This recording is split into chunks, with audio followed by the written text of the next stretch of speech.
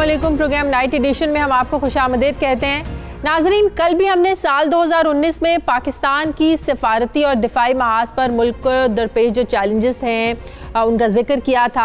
आज हम जायज़ा लेंगे कि तहरीक इंसाफ की हुकूमत के लिए साल 2019 कैसा रहा। अगर ये कहा जाए कि साल 2019 में तहरीक इंसाफ की हुकूमत को अपोजिशन और मीडिया की जानिब से भरपूर तनकीद का सामना रहा तो शायद ये गलत नहीं होगा, लेकिन इस तनकीद की एक अहम वजह तहरीक इंसाफ के अपने वादे और नारे थे जो वो आवाम की अदालत में करके इक़्तिदार में आए थे और बाद में फिर उनसे यू टर्न इसको कह दें या कह सकें कि वो इक़दामात नहीं किए गए जिनसे वो वादे पूरे हो सकते। जैसा कि आवाम की अदालत में कहा गया था कि हम IMF नहीं जाएंगे, लेकिन फिर सबने देखा हुकूमत IMF भी गई, बल्कि सख्त शराइत पर कर्जे भी लिए। मुल्क भर में होने वाली होशरुबा महंगाई की वजह से तहरीक इंसाफ के पॉपुलर जो ग्राफ था उसमें भी कमी आई। KPK और पंजाब दोनों ही तहरीक इंसाफ के ज़ेरे असर हैं, लेकिन दोनों सूबों में सारा साल कोई काबिल ज़िक्र कारनामा हमें देखने में नहीं मिलता। गुज़श्ता 6 महीनों में खैबर पख्तूनख्वा हुकूमत में 2017 में शुरू होने वाला BRT मंसूबे पर सिर्फ 6% पेशरफ्त होती हुई नजर आई। सूबे भर में डॉक्टर 60 दिन से ज़्यादा जो है ना वो हड़ताल पर रहे, जबकि सूबा पंजाब में भी तहरीक इंसाफ इंतजामी तौर पर काफ़ी ज़्यादा कमज़ोर नजर आई।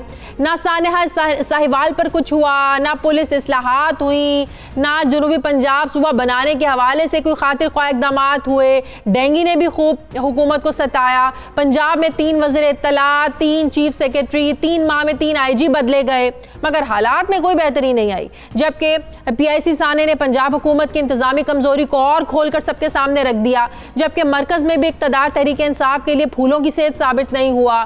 साल में मुख्तलिफ मौक़ों के ऊपर तहरीक इंसाफ को अपने इत्तेहादियों को मनाने खुश रखने के लिए बहुत ज़्यादा जतन भी करने पड़े।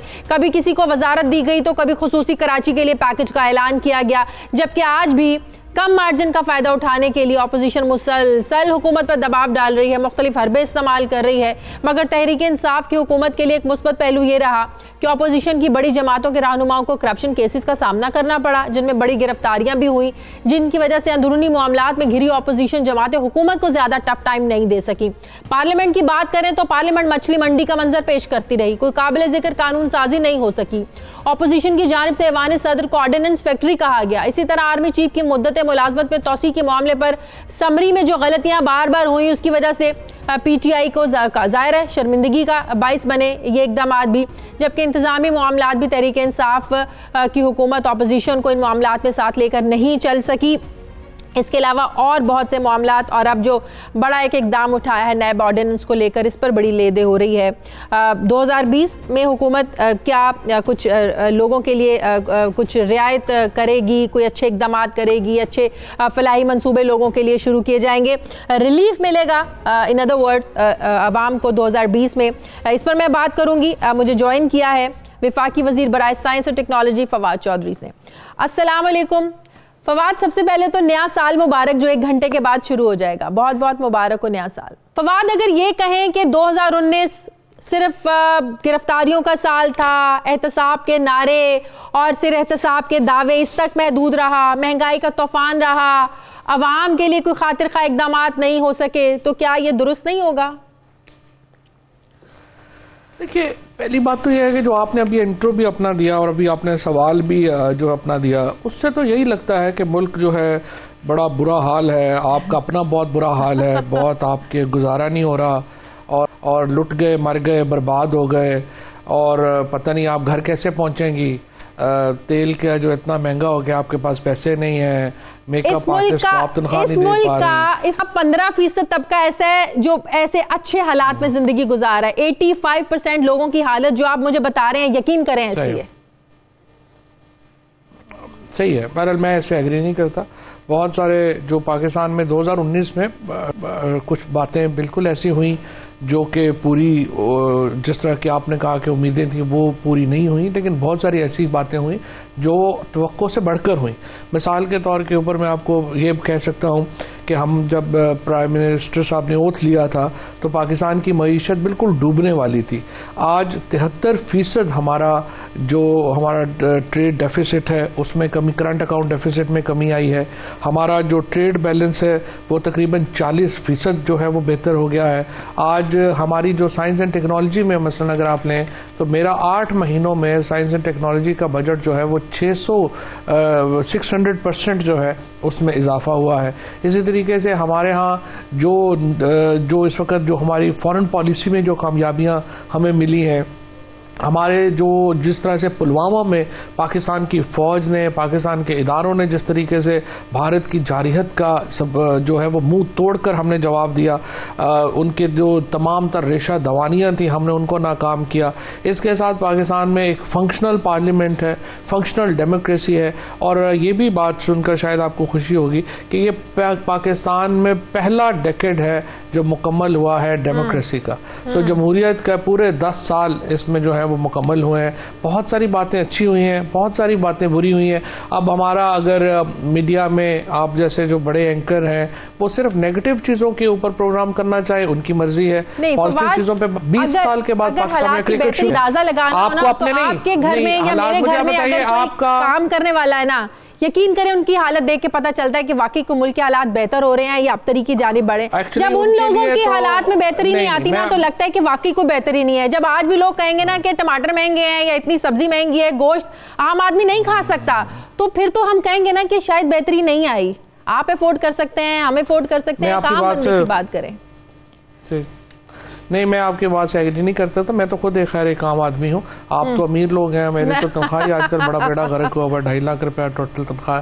मैं तो जो है वो मीडिया में कहीं ज़्यादा तनख्वाहें हैं, मैं तो खुद ज़्यादा ले रहा था।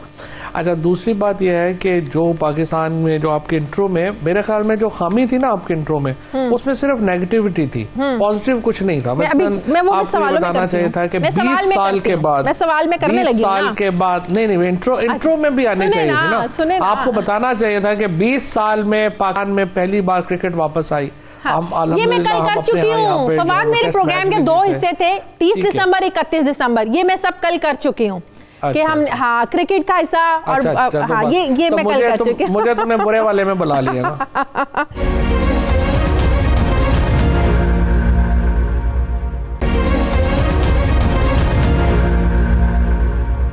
इस साल आपने भी बात की, बड़े चैलेंजेस थे। पुलवामा हमले का जो भारतीय ड्रामा पाकिस्तान ने इसको पूरी दुनिया में बेनकाब किया।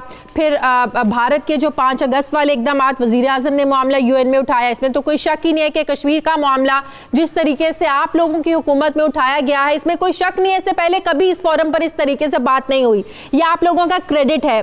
फिर उसके बाद मौलाना का धरना, जिस तरीके से आप लोग निपटे और हालात बिगड़ने नहीं दिए, ये भी आप लोगों के क्रेडिट में जाता है। लेकिन अब जो 2020 जो नए इलेक्शन का मुतालिबा है और जो नए इलेक्शन का साल करार दिया जा रहा है, जो बिलावल ने कल MQM को भी पेशकश की है, MQM के पहले भी तहफ़्फ़ुज़ात थे, आज भी तहफ़्फ़ुज़ात हैं, लेकिन अब जिस तरीके से आप लोग एक्टिव हुए हैं ना, एक वफ़द बना रहे हैं जो जहांगीर तरीन साहब की क़यादत में मिलेगा, तहफ़्फ़ुज़ात दूर करेगा, तो तासुर ये उभरा कि शायद आप लोगों को कोई बड़ा ही कोई वो सीरियस आप लोगों ने इस चीज़ को ले लिया है, कोई डर हो गया, खौफ हो गया कि भी बिलावल की इस पेशकश से अगर MQM वहाँ चलेगी तो हमारे तो गिर ही ना जाए कहीं। तो इससे पहले ये संजीदगी नजर नहीं आई उनके तहफ़्फ़ुज़ात दूर करने में। नहीं, पहले भी मिले हैं, जब भी इस तरह का बात हुई है उससे उनसे मुलाकातें जो हैं वो हुई हैं। देखिए, ये जो आप बात करिए ना, ये जो के चले जाएंगे या रहेंगे या करेंगे, ये हर एक की अपनी एक पॉलिटिकल वेटेज है। उन्होंने अपने पॉलिटिकल मुफाद देखना है कि उनका पॉलिटिकल मुफाद जो है वो किधर है, और अगर उनका तरीके इंसाफ से वाबस्ता है वो तरीके इंसाफ से रहेंगे, अगर नहीं वाबस्ता है नहीं रहेंगे। तो इसलिए मुझे ये कहना कि वो उनको जो अभी, और दूसरा हमेशा पॉलिटिक्स में जो पॉलिटिकल पार्टीज होंगे या इत्तेहादी होंगे, जाहिर है वो अपने बार्गेन करेंगे, वो अपने फ़ायदे के लिए बात करेंगे, वो चाहेंगे हमें जो है वो ये चीज़ें चलती रहती हैं। कभी एक नीचे आता है, कभी दूसरा बात कर रहा होता है, कभी तीसरा कर रहा होता है, ये चीज़ें चलती रहती हैं। लेकिन फ़िलहाल इमरान खान के लेवल का पाकिस्तान में ना कोई लीडर है, ना ही इमरान खान का जो है वो इस वक्त फ्रेंकली कोई उनका इस वक्त चारों सूबों में उनके अलावा कोई पार्टी है। तो इसलिए हुकूमत को ना कोई इशू है, ना इमरान खान को इशू है। हमारा तो ये है कि 2020 होप का साल होना चाहिए, उम्मीद का साल होना चाहिए, आगे बढ़ने का साल होना चाहिए, और जो हमारी तलखियां हैं उनको कम करने का साल। आज परवेज इलाही साहब को मैं सुन रही थी तो वो कह रहे थे सिर्फ नए साल की तब्दीली है, वैसे शायद कोई तब्दीली नहीं है। तो ये तो आपके इत्तेहादियों की सोच है भाई, हम क्या कहें। वो तो कहते हैं, वो तो खैर वो है ना कि 19 और 20 में बस 19-20 का ही फर्क है। वो तो ये भी वो तो यही कहेंगे ना। लेकिन बात ये है अवाम के लिए 19-20 का फर्क नहीं होना चाहिए, बड़ा फर्क होना चाहिए, वाज़े फर्क होना चाहिए ना, पॉजिटिव सेंस। नहीं, बड़ा फर्क होगा इंशाल्लाह। मुझे लगता है यही है कि देखिए, सबसे पहले आप आते हैं, आपकी कोशिश होती है कि मैक्रो इकोनॉमी स्टेबिलिटी आए। मैक्रो इकोनॉमी अब स्टेबल हो रही है अल्हम्दुलिल्लाह। हमारी एक्सपोर्ट्स जो हैं वो जो पिछले साल के मुकाबले में तकरीबन 5% जो है उनमें इजाफा हुआ है। अगर आप ओवरऑल उनकी देखना चाहें कि क्वांटिटी वाइज, तो आप देखिए 54% हमारी मीट और पोल्ट्री एक्सपोर्ट्स में इजाफा हुआ है, 27% हमारे टेक्सटाइल एक्सपोर्ट्स में इजाफा हुआ है। सो ये जो चीज़ें हैं कि एक्सपोर्ट्स जो है वो हमारी बढ़ रही हैं, इम्पोर्ट्स कम हो रही हैं, खर्चे हमारा जो लोन है, पहले सिर्फ हम जो है वो कर्जे ले रहे थे सूद देने के लिए, अब पहली बार हम कर्जे उतारने के लिए जो है वो अपना पैसा जो है वो इस्तेमाल कर रहे हैं। सो हमारा कर्जा जो है वो नीचे आना शुरू हुआ, हमारा जो बिजली का डेफिसिट है वो कम होना शुरू हुआ है। सो इंशाल्लाह आप उम्मीद रखें। देखिए, बड़ी सिंपल बात है, ये मुल्क भी एक घर की तरह है। अगर घर का खर्चा ज़्यादा होगा, आमदनी कम होगी, तो ये सारे मसाइल आएंगे। अगर आमदनी ज़्यादा होगी, खर्चे कम होंगे, तो आपके मसाइल हल होंगे। तो ये चीज़ें जो चलती रहती हैं, इनके मुताबिक जो है इंशाल्लाह मामला बेहतरीन। आखिरी सवाल, नैब ऑर्डिनेंस को लेकर बड़ी लेदे हो रही है। हमें पता है ब्यूरोक्रेसी तो पहले ही इससे तंग थी, बिजनेस कम्युनिटी भी इससे बहुत ज़्यादा तंग थी। बिजनेस कम्युनिटी की इवन कि आर्मी चीफ से भी मुलाकात हुई, उसके बाद एक कमेटी भी बनी। लेकिन अब जो आप लोग ये नैब ऑर्डिनेंस में एक तरमीम लेकर आए हैं, ऑपोजिशन इसको बड़ा ज़्यादा इसको क्रिटिसाइज कर रही है कि आप लोग अपने आप को आप पर लोगों पर वक्त आया तो आप लोग इसको एक रातों रात आप लोग तरमीम ले आए। तो क्या ये वाकई एक बिजनेस कम्युनिटी का और ब्यूरोक्रेसी का एतमाद, कॉन्फिडेंस उनको मुतमईन करने के लिए, बहाल करने के लिए, या वाकई जब अपने पे बारी आई तो आप लोग ये ऑर्डिनेंस ले आए? अपोजिशन को तो मैं समझता हूँ कि बिल्कुल क्या कहिए कि इसके ऊपर मतलब उनका जो उनकी गुफ्तगू है वो ऐसी बेरब्त है, नाकाबिले फ़हम है कि उसकी कोई समझ ही नहीं आती। आप पहले कह रहे थे कि ये नैब का कानून बहुत बुरा है, ये इमरान खान और नैब मिले हुए हैं और ये हमारे खिलाफ कार्रवाइयाँ कर रहे हैं। जब आपने नैब के लॉ को तरमीम कर दी तो आपने 90 दर्जे के ऊपर कहा कि नहीं ये बड़ा गलत हो गया। अजीबोगरीब उनका बिल्कुल बेवकूफ़ाना रद्द अमल है।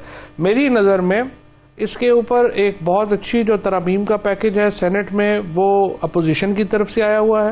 ये एक तरमीम का पैकेज हुकूमत की तरफ से आ गया है। अब कल से कौमी असम्बली और सेनेट का सेशन शुरू हो रहा है। हुकूमत और अपोजिशन में हम बैठेंगे और मुझे उम्मीद है कि हम एक कंसेंसस कर लेंगे इस बात के ऊपर कि क्या तरमीम होनी चाहिए। ठीक है, बहुत बहुत शुक्रिया चौधरी साहब साथ थे। नाज़रीन, मुझे प्रोग्राम में एक ब्रेक लेनी है, वापस आते हैं एक छोटे से वक्फे के बाद।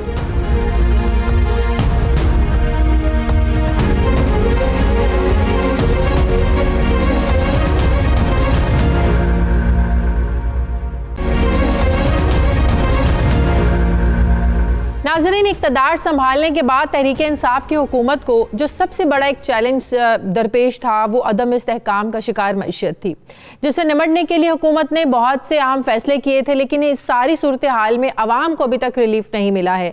गुज़श्ता एक साल के दौरान मईशत के हवाले से कई अहम इक़दाम किए गए, लेकिन उनकी कामयाबी या नाकामी के बारे में माहिरीन की जो राय है वो मुख्तलिफ है। लेकिन वज़ीर आज़म बार बार अपनी मुआशी टीम की कारकर्दगी की तारीफ करते हैं। अगर मुआशी आदाद-ओ-शुमार पर कुछ नज़र डाली जाए तो माली साल 2017-18 के दौरान पाकिस्तान की मईशत ने तकरीबन 5.8% की शरह नमू से तरक्की की थी, जो कि माली साल 2018-19 में ये कम होकर फिर 3.3% तक आ गई। जबकि माली साल 2019-20 की पहली 6 महीनों के दौरान भी मुआशी सुस्त रवी की जो रफ्तार थी उसका अमल जारी है। और IMF और वजारत ख़जाना के मुताबिक माली साल 2019-20 के दौरान मुआशी शरह नमू 2.4% रहने का इम्कान है। इसका मतलब यह है कि पाकिस्तान में फीकस आमदनी भी कम होगी, क्योंकि मुल्क में आबादी में इजाफे की शरह 2.4% है, जिसके बाद बेरोजगारी और फिर यकीनन गुर्बत में भी ऐसे इकदाम से इजाफा होता है। अगर महंगाई की बात की जाए तो रवां साल महंगाई में बहुत ज़्यादा इजाफा हुआ है और पाकिस्तान ब्यूरो ऑफ स्टेटिस्टिक्स के मुताबिक महंगाई 13% तक पहुँच गई है, जो कि साल के शुरू में कहा जाता है, जो आदाद-ओ-शुमार बताते हैं कि 5% महंगाई थी, जबकि आदाद-ओ-शुमार के मुताबिक खाने पीने की अशिया की कीमतों में भी 16% तक इजाफा हुआ है, जिसकी वजह से आम आदमी बहुत ज़्यादा ज़ाहिर मुतासिर हुआ है। जबकि साल 2019 में के दौरान बेरोजगारी जो थी ये 9 साल की बुलंद तरीन सतह पर पहुंची। एक मोहतात अंदाजे के मुताबिक इस साल 12 लाख के करीब पाकिस्तानी बेरोजगार हुए और 80 लाख के करीब खते गुर्बत से नीचे चले गए। जबकि मुल्क में सनती पैदावार में मुसलसल कमी हो रही है और ऐसे हालात में रोजगार के नए मौके पैदा करने के इम्कानात जो हैं वो बहुत ज़्यादा कम हैं। साल 2019 में बड़ी सनतों की पैदावार में मुसलसल कमी हो रही है और रवा माली साल के पहले 4 महीनों के दौरान सनती पैदावार में 6% तक कमी हुई। गुज़श्ता माली साल के दौरान ये कमी 3% थी और रवा साल खरीफ की फसल को भी बहुत नुकसान हुआ और एक मोहतात अंदाजे के मुताबिक ज़रई पैदावार में 20 से 30% एक वाज़े कमी का इम्कान है। रवा साल कपास की पैदावार भी 20% कम रहने का इम्कान है, जिसका बराह रास्त असर मुल्की बरामदात पर होगा, क्योंकि पाकिस्तान की बरामदात का ज्यादातर हिस्सा टेक्सटाइल की मसनूआत पर मुश्तमिल होता है। जबकि इसके 7 साल मुल्की बरामदात में साल रवा के दौरान कोई खातिर खा इजाफा देखने में नहीं आया। जबकि रियासत के जेर मलकियत इदारे जैसा कि PIA, रेलवे, स्टील मिल्स वगैरह के खसारे में भी इजाफा देखने में आया। अगस्त 2018 में इन इदारों का मजमूई खसारा 1300 अरब रुपए था, जो कि अगस्त 2019 में बढ़कर 2100 अरब रुपए हो गया। जबकि तवानाई के शोबे का गर्दिशी कर्जा जो अगस्त 2018 में 1100 अरब रुपए था, बढ़कर 1700 अरब रुपए हो गया है। हालिया दिनों में गर्दिशी कर्जों में कुछ बेहतरी आई है, कमी हुई है, लेकिन इसकी वजह बिजली की कीमतों में इजाफा है। जबकि नुकसान करने वाले सरकारी इदारों के लिए हुकूमत ने रवा साल भी कुछ नहीं किया। इन तमाम नाकामियों के बावजूद साल 2019 के दौरान पाकिस्तानी मईशत के हवाले से सबसे मुस्बत चीज मुआशी टीम की जानिब से सिमत का तयन, ज़र मुबादला के ज़खायर में इजाफा, एक्सचेंज रेट में इस्तेहकाम और IMF की जानिब से पहले मुआशी जायजे का कामयाबी से मुकम्मल होना है। अब तक की हुकूमती कारकर्दगी में सबसे मुस्बत बात जारी खातों के खसारे में नुमाया कमी है, जिसकी वजह से तिजारती खसारे में 70% से ज़्यादा कमी हुई। इसकी क्या वजह है, इस पर भी बात करेंगे। स्टेट बैंक के अदाद शुमार के मुताबिक अक्टूबर में current account balance $70 million surplus रहा। ये किन इकदाम की वजह से हुआ, इस पर भी बात कर लेंगे, जिसे मौजूदा हुकूमत अपनी मुआशी टीम की एक बहुत बड़ी कामयाबी करार दे रही है। अब 2020 का साल क्या मुल्की मईशत के लिए क्या पैगाम लेकर आ रहा है, मईशत हमारी किस डगर चलेगी, किस तरह के इकदाम करने की ज़रूरत है, मैं बात करूंगी। माहिर मुआशियात डॉक्टर इशफाक हसन साहब ने मुझे ज्वाइन किया है। अस्सलाम वालेकुम, बहुत बहुत शुक्रिया डॉक्टर साहब आपका। जी वालेकुम सलाम। डॉक्टर साहब, आज के प्रोग्राम करने का मकसद ये है कि आपसे एक प्रॉपर पूछा जा सके कि 2019 के क्या गलत इकदाम थे और 2019 में मुआशी लिहाज से क्या इकदाम करने की ज़रूरत है। मईशत के लिहाज से अगर मैं आपसे ये पूछूं कि 2019 का साल कैसा रहा, आपका क्या जवाब होगा? IMF की डील को देख लें, फिर उसके असरात देख लें, फिर IMF ने कह दिया भाई बिजली और गैस की कीमतें आपको महंगी करना होंगी, तो ओवरऑल आपको कैसा रहा 2019 आपके नज़दीक और 2020 में क्या करना है हमें? देखें, जहाँ तक 2019 का ताल्लुक है, उसको आप अगर 2018 से कंपेयर करें तो काफ़ी बेहतरी आई है उसमें।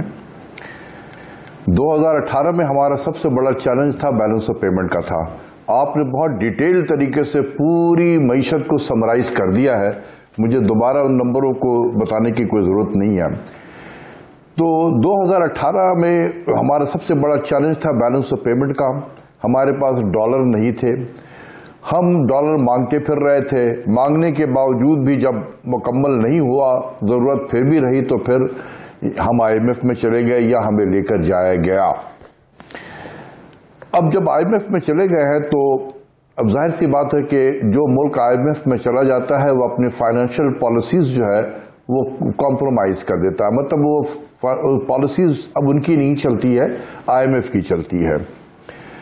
तो जो पॉलिसीज इख्तियार किए गए उन 2019 में, उसमें उसकी वजह से बैलेंस ऑफ पेमेंट का जो मसला था वो मेरे नज़दीक तकरीबन हल हो गया है। इस साल हमारे बैरूनी अकाउंट का खसारा $5-5.5 बिलियन के करीब होगा।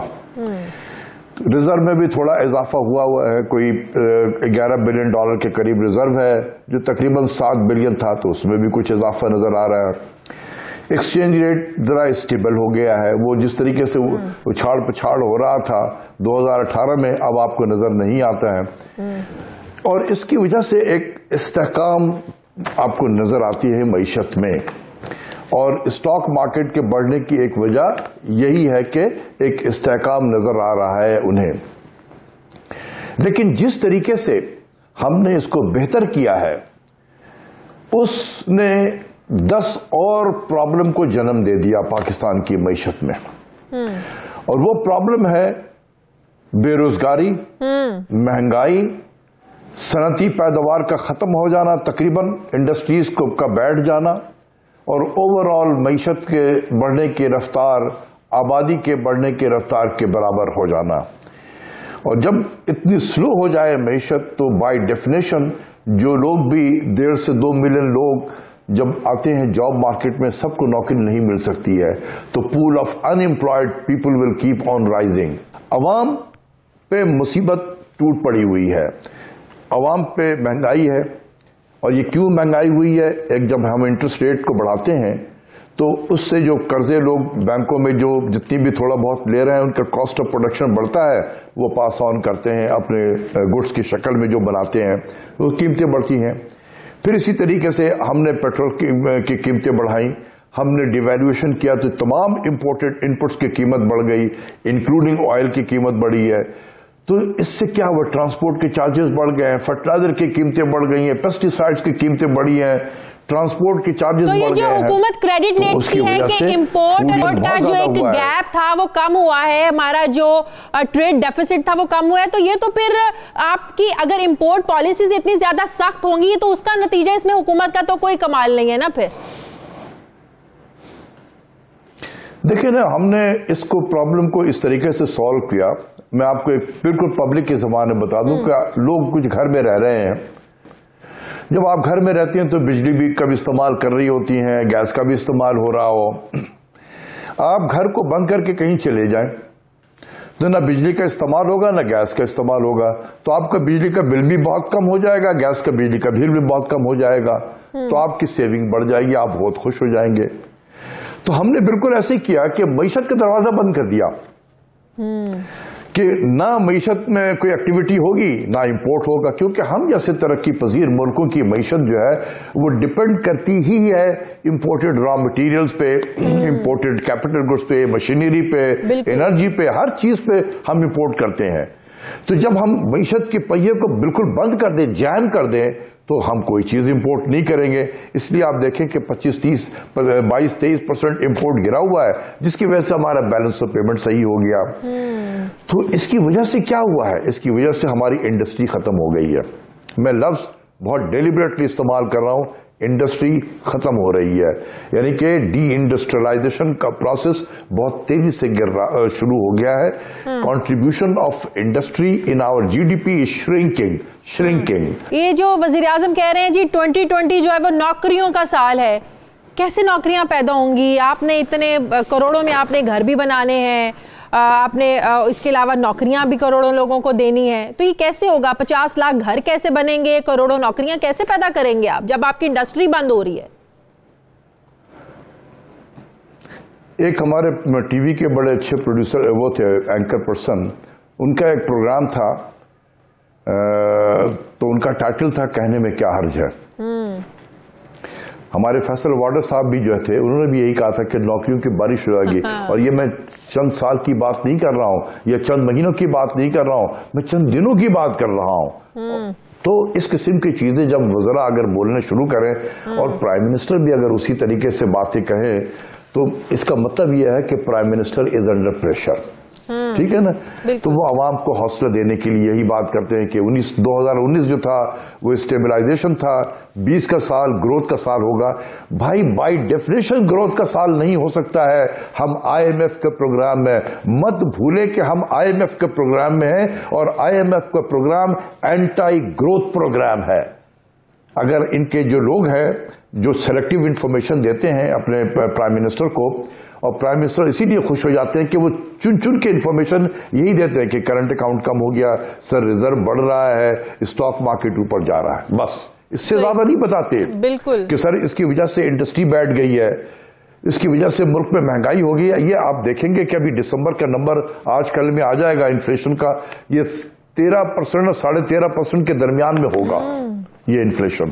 सही। फूड इन्फ्लेशन 20% से ज्यादा होगा। के लिए क्या मैटर करता है? Food inflation. बिल्कुल सही। ये जो गरीब है इसका 55 से 60% मंथली एक्सपेंडिचर फूड आइटम्स पे जाता है। बिल्कुल। उसकी आमदनी में 20 से 25%। तो इसका मतलब आने वाले साल में महंगाई होने का कोई खर्चा नहीं है, ये महंगाई बढ़ेगी, महंगाई कम होने की नवीद नहीं है।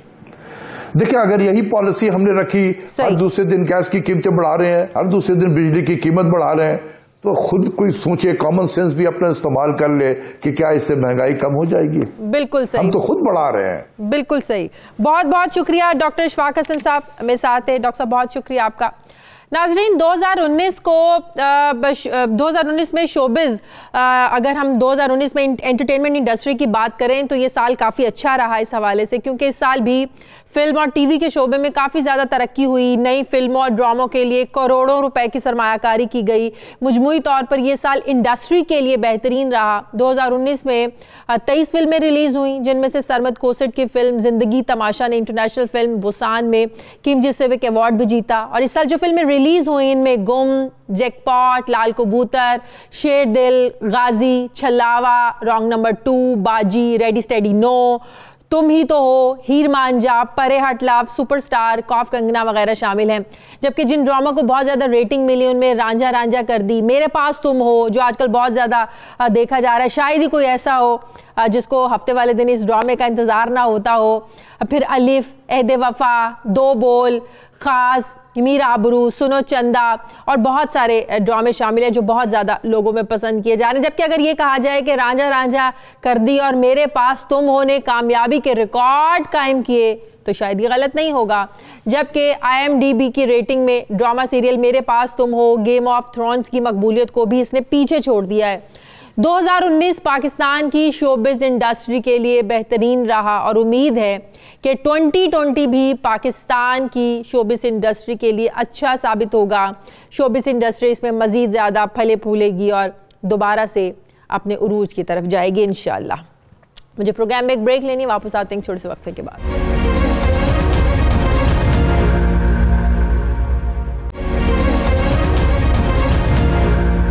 नाजरीन, साल 2020 में क्या होगा? साल 2019 का तो अभी हमने अपने बाकी सेगमेंट में भरपूर जायज़ा लिया। अब बात करेंगे आने वाले साल की। आने वाला साल हमारी ज़िंदगियों पर क्या असरात मुरतब करेगा? ये कुछ ऐसे सवालात हैं जिसका जवाब आज के दिन हर कोई ढूंढ रहा होता है। हमें अपने आने वाले कल के बारे में बहुत ज़्यादा तजस्सुस होता है कि नए साल में हमारे लिए और हमसे जुड़े लोगों के लिए क्या कुछ होगा, मुल्की हालात किस करवट बैठेंगे, मुल्की मईशत के क्या अहवाल खदोखाल होंगे, क्या साल नौ सिर्फ हिंसों की तब्दीली होगी या फिर हकीकी मायनों में आवाम के लिए भी कोई तब्दीली होगी, आवाम के हालात भी बदलेंगे। सितारों की चाल मुल्क के हुक्मरानों के बारे में क्या कुछ कहती है? क्या 2020 में नए इंतखाबात होंगे जिसका पाकिस्तान पीपल्स पार्टी दावा भी कर रही है, मुतालिबा भी कर रही है? क्या नवाज शरीफ 2020 में वतन वापस आएंगे? मरियम नवाज और हमजा शहबाज का मुस्तकबिल क्या होगा? नवाज शरीफ की सेहत के हवाले से 2020 कैसा रहेगा? बिलावल भुट्टो के सितारे उनके सियासी मुस्तकबिल के बारे में क्या कहते हैं? फिर हमसाया ममालिक के साथ पाकिस्तान के ताल्लुकात कैसे रहेंगे? क्या पाक भारत कशीदगी मजीद बढ़ेगी? क्या मुल्क में कोई बहरानी सूरत हाल पैदा हो सकती है? ये सब कुछ और इसके अलावा बहुत कुछ ऐसा है जिसके बारे में जानने के लिए हमें, आपको, आवाम को, सबको बहुत ज़्यादा तजस्सुस रहता है। 2020 हम सब के लिए कैसा रहेगा? इन सब के लिए हम बात करेंगे। मेरे साथ बहुत ही special guest astrologer Samiya Khan मेरे साथ हैं। अस्सलाम वालेकुम। जी वालेकुम अस्सलाम। शुक्रिया सामिया, बड़े अरसे के बाद मेरी आपसे इस तरह इसमें कोई प्रोग्राम में मुलाकात हो रही है। आई थिंक तकरीबन एक साल के बाद मेरी आपसे इस तरह मुलाकात हो रही है। सबसे पहले आपको भी 1 घंटे के बाद जो नया साल शुरू होने वाला है, 1.25 घंटे के बाद, बहुत बहुत मुबारक हो आपके लिए, आपकी फैमिली के लिए। आपको और आपके तवस्सुत से आप लोगों की माशाल्लाह ग्रैंड व्यूअरशिप है। सबको 92 की तरफ से बहुत बहुत in advance happy new year. Thank you. और अल्लाह ना करे ये सिर्फ हिंसों की तब्दीली हो या ये सिर्फ 19-20 की तब्दीली हो, ये मेजर तब्दीलियों का साल है। जैसे अभी आपने इतना कुछ कह दिया, हाँ। तो मैं एक पहली खबर दे दूं कि ये मेजर तब्दीलियों का साल है पूरे मुल्क में। मुल्क क्या, ये इवन दुनिया में। शाजिया जी, इस मुल्क के हवाले से ज़ाहिर हम पहले बात करेंगे, मुस्बत और मनफी पहलू क्या हो सकते हैं? अच्छा जी, मुस्बत जो मुस्बत पहले आ जाऊँ या जी? पहले मुस्बत, पहले अच्छा। अच्छा जी, ये ज़रूर है जो पहली ग्रैंड खुशखबरी जिसका सपना हमें हर सियासतदान ने दिखाया शाजिया जी, कि पाकिस्तान जो है वो नया पाकिस्तान बन जाएगा और एक बहुत कुछ जो है वो हमें सपने दिखाए जाते थे। जो मुस्बत पॉजिटिव जो न्यूज़ है, एक तो इलेक्ट्रॉनिक और प्रिंट मीडिया के लिए 2019 में मैं बाकी चैनल्स पे से मैं छुप गई थी, आप लोग सारे विटनेस हैं, मैं किसी चैनल पे कोई नया प्रोग्राम नहीं कर रही थी। मेरे पास 2019 में अच्छा बोलने के लिए कुछ था ही नहीं। अच्छा, तो मैंने, क्योंकि उस वक्त मैं 92 में मेरी मुलाजिमत थी तो मैं इनसे बच नहीं सकती थी, तो इनके भी मैंने एक प्रोग्राम किया था 92 में, नौकरी की तो नखरा की। तो उस वक्त मैंने कहा था कि 2019 में इतना मुआशी बहरान है कि मुल्क खड़ा होने के काबिल रह जाए, कि इतना मुआशी बहरान मुल्क बड़े चैलेंजेस थे। और मैंने कहा था इलेक्ट्रॉनिक मीडिया और प्रिंट मीडिया के लिए अच्छी खबरें नहीं है। तो 2019 में दो ही बातें की थी। आप मुझसे अभी पूछ रही थी कि आपका 19 में क्या था। आप ही के चैनल पे आखिरी प्रोग्राम 11 से 12 और नया साल उसी तरह तारें लगी हुई थी, तो जो है वो बार बार क्वेश्चन करते थे गवर्नमेंट का, तो उस वक्त ये क्राइसिस था। तो अब ये इलेक्ट्रॉनिक मीडिया, प्रिंट मीडिया के लिए अच्छा रहेगा। बहुत अच्छी खबरें हैं सबसे पहले मीडिया मालिकान के लिए, क्योंकि इतना हैपनिंग का ईयर आने वाला है कि आप लोगों की सबसे ज्यादा जरूरत पड़ने वाली है। चैनल में मैं बैठी हूँ इसके लिए भी अच्छी खबर है। ये चैनल तो माशाल्लाह इसकी तो परवाज पिछले साल से इसकी शुरू हो चुकी हुई है, और अल्लाह पाक अभी इनका, अब जुपिटर की बरकत से इनकी और एक्सपेंशन होनी चाहिए, क्योंकि तीसरे घर में इनका जुपिटर आ गया है। तो शाजिया, जो मुल्क के हालात अगर आप बात करती हैं तो थोड़ा सा एक हवाला सिर्फ देना चाहूँगी। 1999 में मैंने पहली सियासी पेशगोई की थी, पहली, उसका कुछ ताल्लुक बनता है, वो मेरी पहली थी, और आज आपके फोरम पे ये मेरी आखिरी सियासी पेशगोई। इसके बाद मैंने नहीं करनी, मैंने रिटायरमेंट ले लेनी है, क्योंकि मैं अपना वही काम, ठीक है, ये बड़ा रिस्क होता है। हाँ। क्योंकि लोग बख्शते नहीं हैं, और आप पे इल्ज़ाम लग जाते हैं कि हम फलां एंटी हैं, ऐसा कुछ भी नहीं है। तो उस वक्त नवाज शरीफ साहब की हैवी मैंडेट की गवर्नमेंट थी, 2/3 मेजॉरिटी थी उनके पास। 11 अगस्त 1999 को वो ग्रहण लगा और कराची में 4:45 बजे अंधेरे का समा हो गया था, और उस वक्त जनवरी में मैंने कहा था कि ये वाला ग्रहण इस हुकूमत के लिए ख़तरे का बायस है। और जो है 11 अगस्त को ग्रहण लगता है और अक्टूबर में फिर आप लोगों ने वो देखा था। उसके बाद जो अगला सितारों का नक्शा है वो ये है शाजिया, कि अगली जो सूरत हाल है सितारों की, कि 7 सितारे इस वक्त एक ही घर के अंदर हैं जब हम दाखिल हो रहे हैं 2020 के अंदर। इस ग्रहण के बाद बताओ, इस ग्रहण के बाद अभी 20 साल के बाद ये दूसरा ग्रहण लगा है, जाते जाते 26 दिसंबर को 2019 जाते जाते। तो ये खान साहब की गवर्नमेंट के और लिए कैसा ग्रहणों होगा? के औकात देखिए, अगर इनकी अहमियत ना होती तो हमारे प्रॉफिट पीस भी अपॉन हिम, हमें इन औकात में ना कसूफ और खसूफ का हुक्म ना होता, नमाज नवाफिल पढ़ने का, कि इनकी नहूसत से हम महफूज रहें। तो जैसे टीवी पे मैं मैसेज दे सकती थी, मैंने मैसेज दिया था उस वक्त के मुल्क के लिए भी खैर मांगिए। अच्छा, वो नक्शा अभी फिर बना हुआ है, ठीक है। जब तक 1 मई 2020 नहीं आ जाता तब तक ना मैं कह सकती हूँ अवाम को कोई रिलीफ सितारे देते हुए नज़र आते हैं, और ना ही हुक्मरानों के वादों पे इस वक्त जो है, अल्लाह करे उनको अपने वादे अल्लाह पूरे करने की तौफीक ऊपर से भी मिले, लेकिन इस वक्त सितारों का मूड भी कुछ मज़े का नहीं है। हाँ, ये ज़रूर है कि मई के आगे जब हम सफ़र शुरू करेंगे फिर वो मुस्बत बात कि वो पाकिस्तान जिसका हमें सपना दिखाया जाता था, उस नए पाकिस्तान का इस 1 मई के बाद उस नए पाकिस्तान की शक्ल बनना शुरू होती है। 2020 में कोई नए इलेक्शंस नजर नहीं आ रहे सामिया? देखिए, इलेक्शंस तो मुझे नहीं नजर आते, लेकिन मुझे चेंजेस बहुत नजर आती हैं, मेजर किस्म की चेंजेस नजर आती हैं। गवर्नमेंट ये हुकूमत तो रहेगी ना? अगर खान साहब किसी जज्बाती उसमें आके कहीं ये भी ख़तरा मौजूद है खुद ही कोई डिज़ोल्व ना कर दें, या कोई ऐसी मुल्क में ऐसी कुछ सूरत हाल ना हो कि इमरजेंसी की सूरत में कुछ ऐसी एक्शन हो जाए, जब तक 1 मई नहीं गुजरता खतरात अभी हैं। ये साल रहा गिरफ्तारियों का, जी, लोग जेल में जा रहे हैं, एहतसाब हो रहा है, फिर हमने देखा कि लोगों की ज़मानतें भी हो रही हैं। ये 2020 को एहतसाब के हवाले से आप कैसे देख रही हैं? देखिए, ये 5 से 6 माह की कहानी और है। अच्छा, ये जो पकड़ धकड़ और जो इस किस्म का जो एहतसाब हम देख रहे हैं, और जो है ये 5 से 6 माह की कहानी और है। जो जा रहे हैं उनके लिए खुशखबरी है कि इससे ज़्यादा लंबी कहानी अब ये नहीं चलेंगी, और जो निकल आए हैं उनको ये रिलीफ है कि दोबारा वो नहीं पकड़े जाएंगे, क्योंकि वो एक नैब ऑर्डिनेंस आ गया है जिसके नतीजे में वो दोबारा नहीं पकड़े जाएंगे, क्योंकि उसमें ये कहा गया है कि करप्शन अब नैब को साबित करना होगी, तो नैब तो कोई करप्शन किसी पे साबित नहीं मुझे नहीं पता। फिर मेरा सितारा तो मैं तो देखें आज 1 हफ्ता हो गया ये बीन की तरह सबको रिलीफ मिलने वाला है इस ऑर्डिनेंस के जरिए। तो ये तो फिर आपने मेरी thank you so very much, मेरा हौसला बढ़ गया। मेरी पहली पेश गोई तो यही सच्ची हो गई है, क्योंकि ये मैंने कहा था, ये मैं क्योंकि 5 आपको पता है मैं काफी दिन से एंगेज हूँ प्रोग्राम्स करने पे, और यही सवाल हो रहा है हर जगह। ये सवाल एक एडिशनल हो गया है, हाँ, गिरफ्तारियों वाला भी। तो मैंने तब भी ये कहा था कि लोगों के लिए खुशखबरियां हैं कि जो बाहर आ गए उनको रिलीफ है, जो अंदर जाने वाले ज्यादा नहीं रहेंगे अंदर। तो ये इस तरह के अब सीन बनने जा रहे हैं। नवाज शरीफ साहब वतन वापस आएंगे? अच्छा जी, ये नवाज शरीफ साहब ऐसे रहे हैं शाजिया जी के इनके बारे में अल्लाह पाक ने मेरी बड़ी पेशगोइयाँ पूरी की हैं, और बुरी ही ज़्यादा वैसे मैंने की हैं, लेकिन इनके 3 बार वज़ीर आज़म बनने की भी पेशगोई की थी।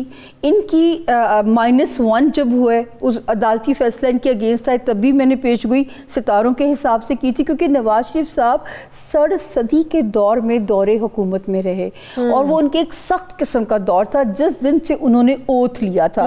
और मैंने उस दिन कहा था कि इनको खारजा पॉलिसी पे काम करने की ज़रूरत है, वो वीक होगी और इनके जो है ना मामला कोई ना कोई डिसेबल होते रहेंगे, और आप कभी कैलकुलेट करें तो वही रीज़न बना होगा। मैंने द डे जिस दिन उन्होंने ओथ लिया था।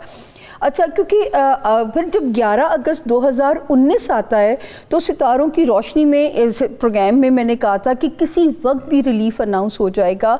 जो लोग कह रहे थे कि वहीं वो रहेंगे और वो अब नहीं निकलेंगे, मैंने कहा जी वो किसी भी वक्त रिलीफ अनाउंस हो जाना चाहिए, लेट हो रहा है। क्योंकि सितारे देखिए आगे पीछे तो हो जाते, मेरी मर्जी से तो उन्होंने रिस्पॉन्ड नहीं करना, तो वो रिलीफ उनको मिल गया, और 24 जनवरी से उनका सितारा मज़ीद सख्ती से निकल रहा है। अच्छा जी, उनका भी और जरदारी साहब का भी। तो आपको ये दोनों पार्टी सरबराहान ये वापस आएंगे। मैं ये नहीं कहती कि लाइमलाइट में उनकी सियासत में उनका कमबैक होगा, लेकिन अपनी पार्टी को वो पीछे रह के वही ऑर्गेनाइज करते हुए नजर, जैसे भी वो, हाँ जी से। लेकिन मैं ये नहीं, मुझे मुल्क वापसी का चांस अभी नहीं लगता, लेकिन साल के आखिर में ये रिस्ट्रिक्शन भी खत्म। मरियम नवाज कमान संभालती हुई नजर आ रही हैं। देखिए उनके ख़ानदान में शाजिया जी 3 लोगों के सियासी सितारे बहुत स्ट्रॉन्ग हैं, बल्कि मुल्क में जो सियासी सितारा है वो 3 लोगों का बहुत स्ट्रॉन्ग है। इमरान खान, दूसरे शेख रशीद साहब, तीसरे शहबाज शरीफ साहब। अच्छा, ये घूम फिर के कभी भी आपको सियासी मंजरनामे से ये लोग आउट नहीं नजर आएंगे किसी न किसी शक्ल में। सिर्फ इमरान खान साहब के बारे में जो मैं शाजिया जी कहा करती थी कि किंग मेकर बने, किंग ना बने, क्योंकि इस मुल्क की बदकिस्मती से या तो यहाँ वजीर आजम नाअहल साबित हो जाते हैं या कर दिए जाते हैं। तो जो है बाकी इनका अभी इन 3 लोगों का सियासी सितारा साल के शुरू में फ्लक्चुएट जरूर कर रहा है, लेकिन स्टेबल रहेगा। शहबाज शरीफ साहब इतने स्ट्रॉन्ग सितारे के मालिक हैं कि वो फिर से लाइमलाइट में आपको नजर आ जाए। आखिरी सवाल जी, बिलावल जरदारी जो आज कल भी उन्होंने डिमांड की 2020 के इलेक्शंस की और कहा कि एमके हमारे साथ आकर मिल जाए, इस हुकूमत को घर भेजें, वो उनका वज़ीर आज़म बनने का ख्वाब कितने अरसे में मुकम्मल होने वाला? मुझे इस साल में तो सच्ची बात है मैं कोई ऐसा मोजज़ा भी नहीं नज़र आता कि उनका ये चांस पूरा हो सकता है, लेकिन जो है मैं हमेशा से उनकी एडवाइस भी हमेशा ही की है और उनकी फ़ैमिली को भी कि उनकी फ़ैमिली में फरियाल जी का सितारा बहुत स्ट्रॉन्ग है सियासी, आसफा का सितारा बहुत स्ट्रॉन्ग है।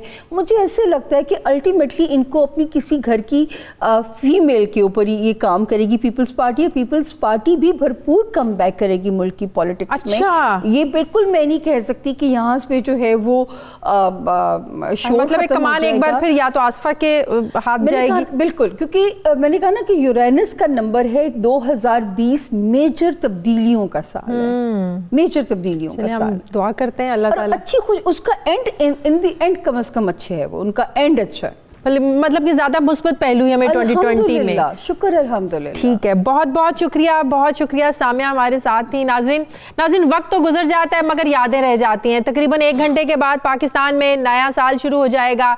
ज़ाहिरी तौर पर तो सिर्फ एक हिंसा बदलेगा, लेकिन ये एक हिंसा बहुत से लोगों के लिए उम्मीद की किरण बनकर उभरेगा।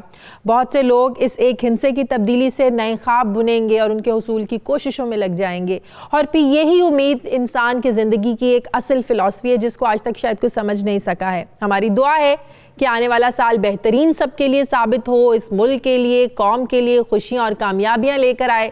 टीम नाइट एडिशन की जानिब से आप सबको, हम सब की तरफ से नए साल की खुशियाँ मुबारक हों। आप खुश रहें, सबको खुश रखिए। मेरी आपसे मुलाकात होगी कल। मुझे इजाज़त दीजिए, अपना ढेर सारा ख्याल रखिएगा। अल्लाह हाफ़िज़।